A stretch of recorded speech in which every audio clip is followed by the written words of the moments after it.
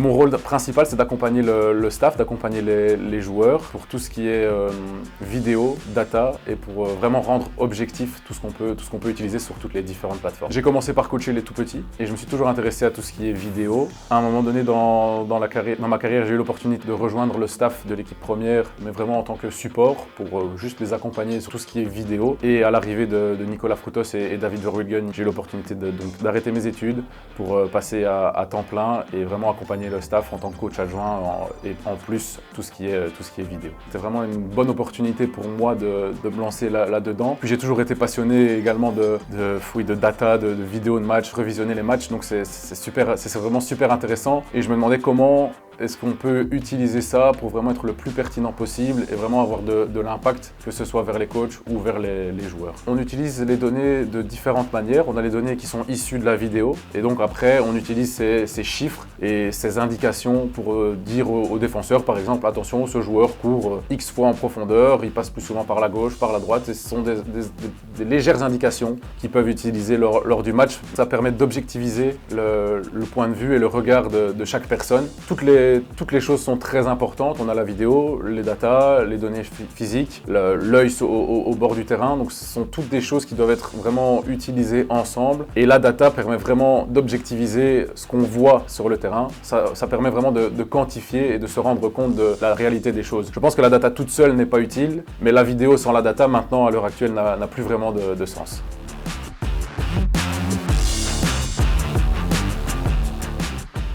On se doit d'analyser l'adversaire pour vraiment être prêt et savoir exactement toutes les façons de faire de notre adversaire.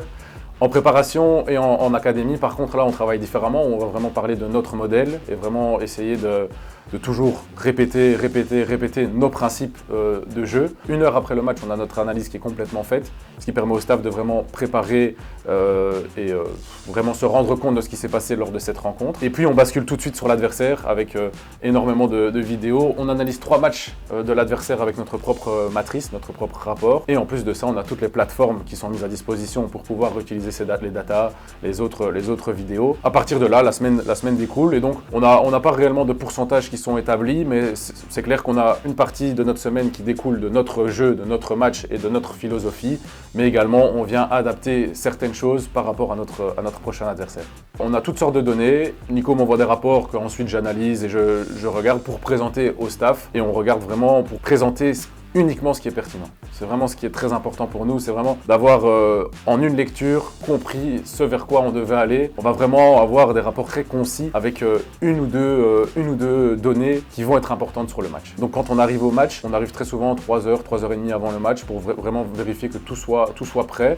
On a le repas avec les joueurs. Après ça, directement, c'est la causerie d'avant-match. On parle du plan de jeu, les derniers détails à régler par rapport à ce qu'on a travaillé la semaine. Et puis, on part sur l'échauffement. Après l'échauffement, tout s'enchaîne très vite. Moi, je suis sur le banc. J'ai justement Nicolas qui est en tribune, qui fait vraiment le relais. C'est très important de regarder sur l'ordinateur. On échange, on discute de différents problèmes. Et si on doit apporter une solution en live, je discute directement avec le coach, avec les assistants coach, pour qu'on puisse venir corriger ça. On prépare une grosse playlist pour la mi-temps, ce qui va être important pour la deuxième mi-temps, qu'on montre au coach, qu'on montre aux joueurs. Et puis, on fait la même chose en deuxième mi-temps. On a le retour vidéo live. On a également accès à certaines statistiques qui sont fournies par la Pro League grâce aux caméras qu'il y a autour du stade. Et ça nous permet vraiment d'avoir un œil objectif, même en live. Donc c'est comme si on regardait le match à la maison, sauf que on doit réagir assez vite quand on a un problème à régler. En général, on sait qu'on est préparé, on a étudié l'adversaire, on voit vers quoi on va aller.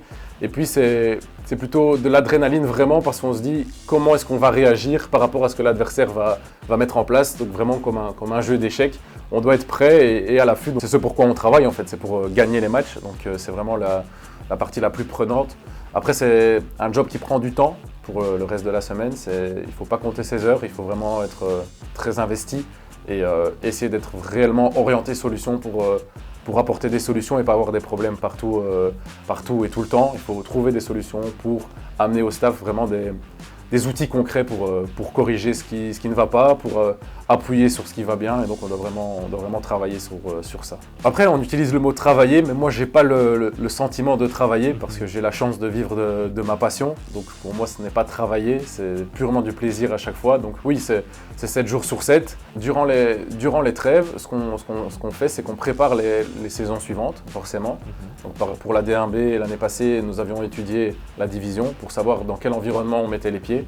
On l'avait étudié en termes de statistiques, vidéo, effectifs, avec aussi la cellule de recrutement pour savoir aussi vers quoi cibler nos recrutements.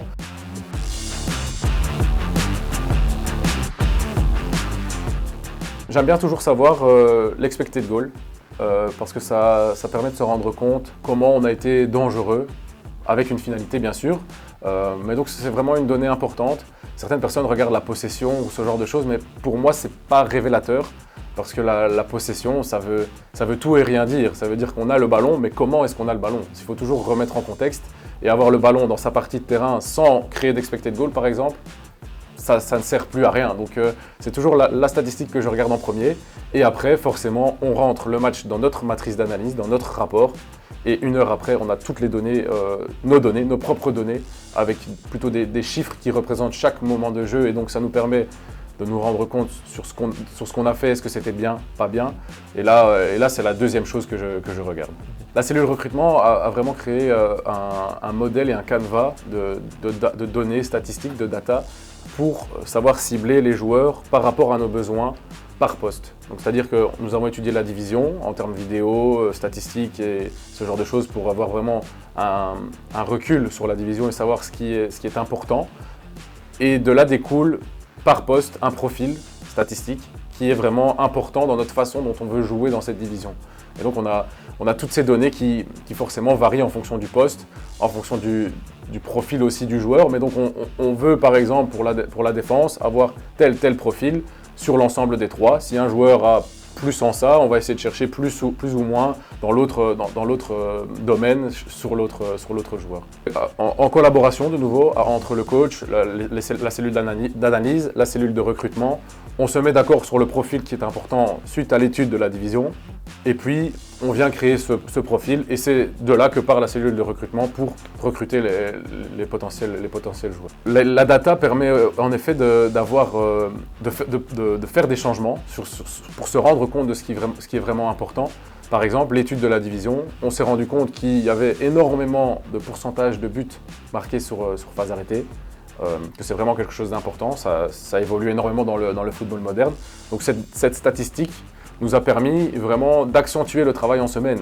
Par moment, culturellement, on ne travaille pas beaucoup les phases arrêtées, c'est quelque chose de chiant pour les joueurs, on fait ça en fin de séance. En fait non, que du contraire, ça représente énormément de pourcentage de buts marqués, donc c'est quelque chose de super important, presque tout autant que le jeu en tant que tel. Et la limite pour les données, c'est hors contexte. Si on prend des données hors contexte, on n'arrive pas vraiment à se rendre compte de ce qui est important et on n'a pas un œil suffisamment critique que pour évaluer ce qui se passe sur un match uniquement avec des données. Il faut vraiment assembler ça à la vidéo et aussi à l'œil en bord terrain et au ressenti finalement parce que ça reste du sport, donc ça reste du ressenti et du feeling également. La stat la plus surprenante, c'est également le nombre de tirs et surtout la zone d'où on tire. Donc on se rend compte également que tirer de loin, finalement, ça importe peu. Donc il vaut mieux essayer de se mettre en position dans le rectangle pour essayer de finaliser plutôt que de devoir tirer de loin. Ça augmentera en fait l'expected goal et donc la probabilité de marquer un but. Après, la qualité individuelle de certains joueurs leur permettent également de tirer de loin et ils arrivent également à marquer. Mais statistiquement, on se rend compte que plus on se rapproche du but, forcément, plus on a de probabilité de marquer.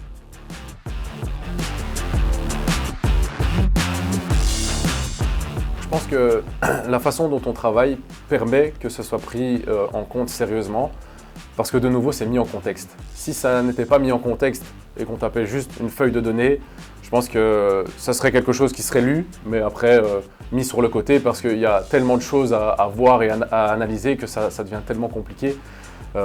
Donc oui, ça c'est pris sérieusement parce qu'on va cibler les points sur lesquels on veut insister et ça va prendre vraiment qu'une très légère partie du temps par rapport à tout le reste. Donc oui, on se doit de coopérer parce que tous les outils et toutes les personnes sont ultra importantes et franchement, on n'a jamais le temps de tout faire et de tout voir.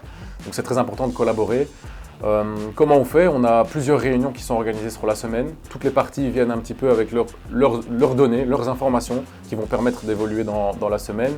Et puis c'est un travail continu. On essaie vraiment de collaborer continuellement. En fait, la donnée du match, c'est toujours la référence. C'est ça qui nous permet de travailler et c'est de là qu'on part pour vraiment planifier la semaine, planifier les mois d'entraînement. Donc c'est de là qu'on part. Et puis après, la partie physique récolte ses données le jour de match, la partie vidéo récolte toutes ses données le jour de match, partie data statistique également, donc tout découle de là et puis après on essaye vraiment de